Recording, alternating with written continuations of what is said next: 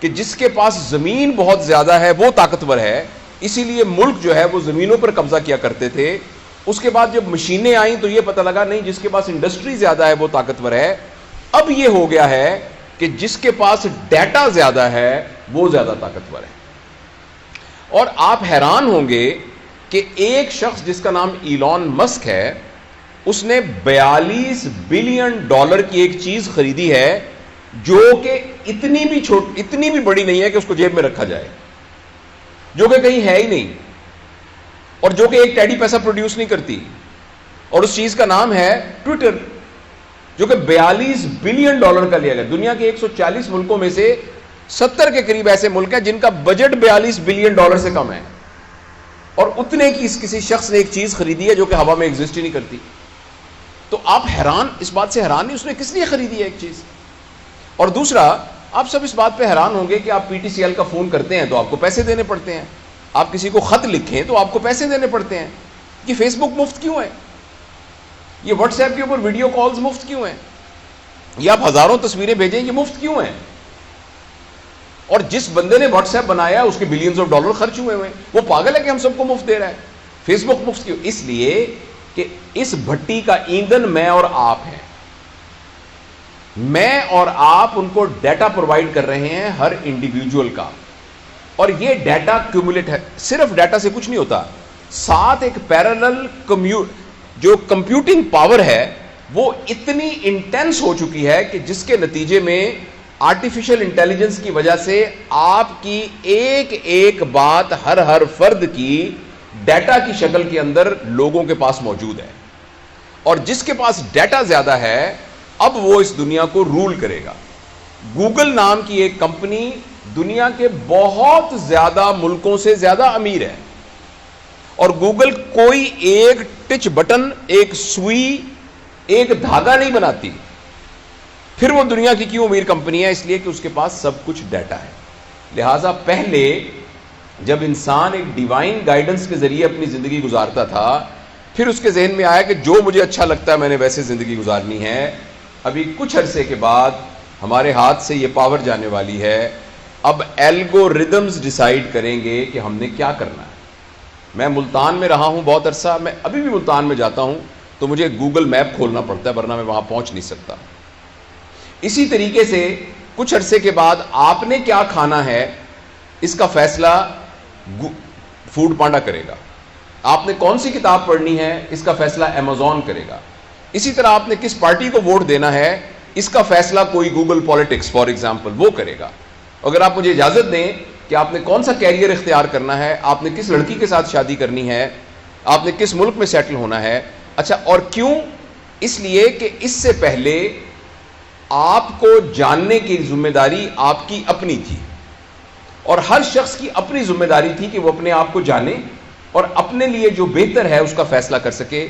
لیکن اب آپ کے اور میرے ساتھ کمپٹیشن ہے الگوریدمز کا اور ڈیٹا کا، اور اس الگوریدم اور اس ڈیٹا کے مقابلے میں یہ ہم سے جیت جائے گا. آپ نے جب فیس بک کھول کر آپ کی آنکھیں کی پیوپل ڈائلیٹ ہوئی تھی یا سکڑی تھی، آپ نے کون سی سائٹس پر زیادہ ہٹ کیا، کون سا رنگ آتا ہے تو جس کی وجہ سے آپ کے چہرے پر آپ کے جو فیشل ایکسپریشنز ہیں وہ بہتر ہوتے ہیں، کن لوگوں کے اشتہار دیکھ کر آپ کو خوشی ہوتی ہے، کون سی سائٹس کو دیکھ کر آپ کو کیا ہوتا ہے، یہ سارا کا سارا انڈیویجول کا، اور جس کے نتیجے میں پھر ایک کنٹینیوس الگوریدم کے طور پر یہ تمام چیزیں ڈیٹا سٹور ہو گیا ہے. سٹور ہونے سے ہم سب کے ساتھ اب مقابلہ ہے الگوریدمز کا. الگوریدم کھڑا ہو کے بتا سکتا ہے کہ آپ اپنی صحت کے بارے میں صحیح فیصلہ نہیں کر سکتے، میں آپ کی صحت کے بارے میں صحیح فیصلہ کر سکتا ہوں. مجھے پتا ہے آپ کے کھانے کا پیٹرن کیا ہے، کیونکہ ابھی کچھ لوگوں نے تصویریں جب کھانا اگر کھائیں گے تو کر کے فیس بک پہ لگا دی ہوں گی. آپ بالکل یہ مت سمجھیے کہ آپ نے آئس کریم کھاتے ہوئے جب تصویر کھنچوائی تھی وہ تصویر کچھ نہیں ہے، وہ تصویر ایک بٹ آف جگزا پزل ہے جس نے آپ کو ہیک کرنے والی اس پکچر کے اندر وہ موجود ہے. آپ نے کہا کہ میں آج فلانی جگہ پر دوستوں کے پاس پہنچ گیا، وہ ایک ایک چیز کمپیوٹنگ پروسیس میں سے گزر کے آرٹیفیشل انٹیلیجنس کے ذریعے سے الگوریدم کی شکل میں موجود ہے. اور کچھ عرصے کے بعد میں اور آپ اس قدر مجبور ہو جائیں گے کہ ہم الگوریدم کے غلام بن جائیں گے. یہ بات فکشن نہیں ہے. میں آپ کے ساتھ یہ بات بہت سیریسلی شیئر کرنا چاہتا ہوں. اگر اس سلسلے میں ہم نے فوری طور پر کچھ نہ کیا اور آپ سے میں بات اس لیے کر رہا ہوں کہ آپ پوٹینشیل پیرنٹس ہیں. جو لوگ 30 سال کے، 40 سال کے، 50 سال کے یا میری عمر کے، سر کی عمر کے ہو گئے ہیں، ہم سب پتھروں کی سلیں بن چکی ہیں. ہمارے اندر سے نیا مجسمہ تلاش کرنا بہت مشکل ہے. ہاں ہو سکتا ہے بہت ہماری رگڑائی کی جائے تو اندر سے مجسمہ تو ہر پتھر میں موجود ہوتا ہے. لیکن آپ وہ ہیں، آپ کے بارے میں بھی ابھی پریشانی ہے، کیونکہ اس ایج میں آپ کے آئیڈیاز بھی فکس ہو چکے ہیں، آپ کی ہیبٹس بھی. لیکن ایٹ لیسٹ ہم آپ کے اوپر یہ انویسٹ کر سکتے ہیں کہ جب آپ پیرنٹس بنیں گے اور آپ کی گود میں اللہ تعالیٰ اپنا شاہکار دے گا تو آپ کم از کم ان بچوں کی پیرنٹنگ کے اندر اس بات کو ذہن میں رکھیں گے کہ اگر آپ نے ان کو آرٹیفیشل انٹیلیجنس، سکرین سے ریلیٹڈ چیزوں کے ساتھ منیمم ٹچ نہ کیا اور ان کو نیچر سے دور رکھا، ان کو پلے گراؤنڈ سے دور رکھا، ان کو اپنے ریئل ریلیشنز کے ساتھ سے دور رکھا، ان کو مشقت کا عادی نہ بنایا اور ان کو سکرین کے ساتھ گلو کر دیا، تو مجھے اس بات کا بہت اندیشہ ہے کہ دنیا میں اتنے لالچی لوگ موجود ہیں کہ وہ ایک ایسی سائبر ورلڈ کریٹ کر دیں گے. آپ نے میٹا ورس کا نام سنا ہوگا. فیس بک کا نام اب فیس بک نہیں ہے، اس کا نام میٹا ورس ہے. آپ کے فیس سے جو کتابیں تیار ہونی تھیں، یہ اس کا پرپس تھا فیس بک کا. ہم سب کے فیس سے وہ کتابیں تیار ہو چکی ہیں. اب ایک نئی دنیا بن رہی ہے جس کا نام میٹا ورس ہے. میں نے اپنے چینل میں اس کے بارے میں تفصیل سے بات کی ہے. اور وہ میٹا ورس ایک سائبر ورلڈ ہے جس کے اندر آپ کمپیوٹر میں جائیں گے اور لائک اے ویڈیو گیم، فرض کریں آپ اس میں دبئی میں پہنچ جائیں گے. لوگوں نے دبئی میں وہاں پلاٹ خرید لیے ہیں، فزیکلی نہیں، خرید لیے ہیں، ملینز ڈالر کے خرید لیے ہیں. کچھ نے اس میں ریسٹورنٹ بنا لیے ہیں، وہ آگے بک رہے ہیں. کرپٹو کرنسی کے ذریعے ان کے ریٹس اوپر نیچے ہو رہے ہیں اور لوگ کھیل کے بلینز آف ڈالر جو سمارٹ ہیں اس میں سے کما رہے ہیں اپنے کمپیوٹر پر بیٹھ کر. اب میں آپ سے آخری جو خطرناک بات شیئر کرنا چاہتا ہوں وہ یہ ہے کہ اگلے 10-15 سال کے اندر جو جاب مارکیٹ ہے وہ ٹوٹلی ڈسٹرب ہونے والی ہے. مجھے آپ یہ بتائیں کہ ایک آدمی بیٹھا ہوا ہے فزیشین اور وہ آ کے علاج کر رہا ہے، جنرل پریکٹس کر رہا ہے، الگوریدم اس سے زیادہ بہتر طریقے سے ڈائگنوز کر سکتا ہے. کیونکہ ہیومن ایرر اس کے اندر نہیں ہوگی اور آرٹیفیشل انٹیلیجنس اتنی ہو رہی ہے کہ ایکچولی شاید ہو سکتا ہے آپ ایک ایپ ڈاؤن لوڈ کر لیں اور اپنی 60-70% بیماریوں کا خود علاج کرنا شروع کر دیں لوگ، یا کہ کمپیوٹر ایکسپرٹ کے ذریعے سے علاج کرانا. آپ کو یہ بات انہونی لگ رہی ہوگی مگر یہ بات ہونے جا رہی ہے.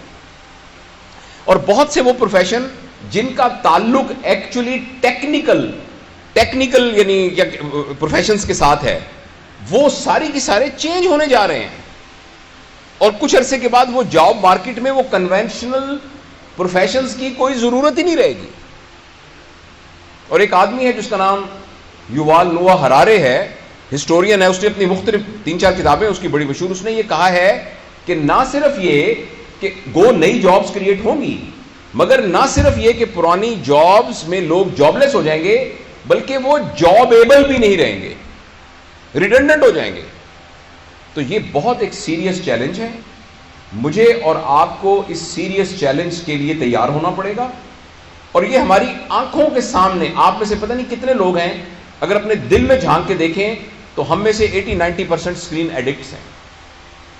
تھوڑی دیر کے بعد اگر یوں کر کے موبائل نہیں کریں گے تو ہمیں دل میں خودبود ہونی شروع ہو جائے گی، ہمیں ڈوپامین کی ڈیفیشنسی فیل ہونی شروع ہو جائے گی اور یہ اسکرین ایڈکشن بڑھتی جا رہی ہے. پلیز میں آپ کو یاد کرانا چاہتا ہوں کہ یہ اسکرین ایڈکشن میں صرف یہ خطرہ نہیں ہے کہ آپ کو پلیجر مل رہا ہے اور یہ غلط بات ہے، یا آپ ایڈکٹ ہو گئے یہ غلط بات ہے، یا آپ کا ٹائم ویسٹ ہو رہا ہے یہ غلط بات ہے.